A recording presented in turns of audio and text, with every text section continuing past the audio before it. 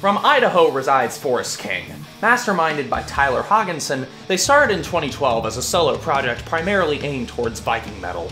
However, there are also other genres involved, such as death, black, and thrash metal that come into the mix. This album, Loreborn, will satisfy your metal needs in a consistent manner. Now don't expect anything with a million instruments like Twilight of the Gods or Nordland. Expect something along the lines of early Amon Amarth, where not a lot of whimsical moments are added. This is more hard-hitting and metallic, but it also swashbuckles a lot. On does a dramatic intro of the Viking variety. It has choirs and timpanis and storms and horns and stuff. This should be what plays during a brief battle with Poseidon. That is before he starts throwing those huge waves at you, of course. For the folk, the second song, we hear several different sounds, such as death metal, black metal, and the famous D-beat. For the growls, Anthony Stalker, the serial killer, is pretty throaty but still coherent. This means that you can chant along with him. Meanwhile, his screams are of an armed figure ravaging the land on a majestic steed. Gotta enjoy the gang vocals, but the lead guitars are full of cute melodies between the harshness. It's like the music of the album is heavy but upbeat. Don't miss the gnarly drum action from sessionist Kevin Talley. Near the end of this song, he shows off some pretty cool fills.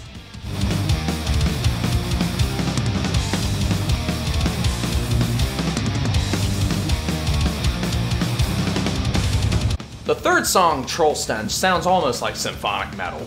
The hook in the beginning is lovely, plus the slowdown makes me think of the World of Warcraft trolls smashing things. The tempo says, "Ride the wind, you bastard!" because it gallops and it's slightly more harsh. After all, it does say troll in the title. Let's say that the song is probably more death and thrash sounding than Viking metal, you know, it's pretty versatile. Sacred Mead. This song is good enough to use as a wingman for using pickup lines. Build that confidence with Sacred Mead. The drum rolls make for nice song structure in the second verse. Forest King's themes aren't just about Norse stuff, but also about nature and mead. In modern times, everyone celebrates with beer, but some people like to go really old school and raise a goblet of mead. This band does it by the barrel. The title track is a song that would be great to hear live. Lots of moshery would happen. There are 2 blast beats on the whole album, and one of them exists here. I enjoy a good expulsion of speed every once in a while. The last minute and a half kind of reminds me of Left Hand Path, where the song seamlessly turns into something else about halfway through. It may be calmer, but the indiscriminate rage still exists deep inside of me.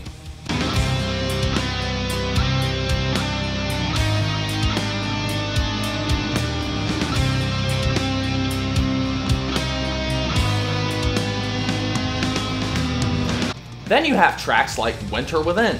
You know, sometimes the rhythms of this album remind me of I. With the vocal patterns and the tempos and the rhythms, Between Two Worlds would be a good album to put on the same shelf. The penultimate track is slightly more sentimental sounding. A battle might be a losing one, but you must continue. Let's call it an overview of good versus evil. A king of a forest will crush my world. Then the final song on the album, the closer, Who Will Write Your Saga? Somehow, it's a bit heavier than everything else on the album.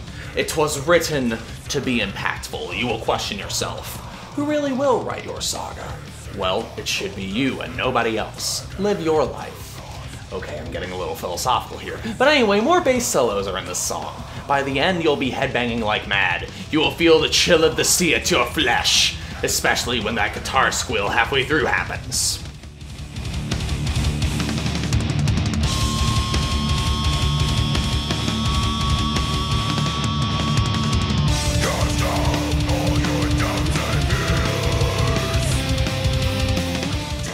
Everything's produced nicely so you can hear everything.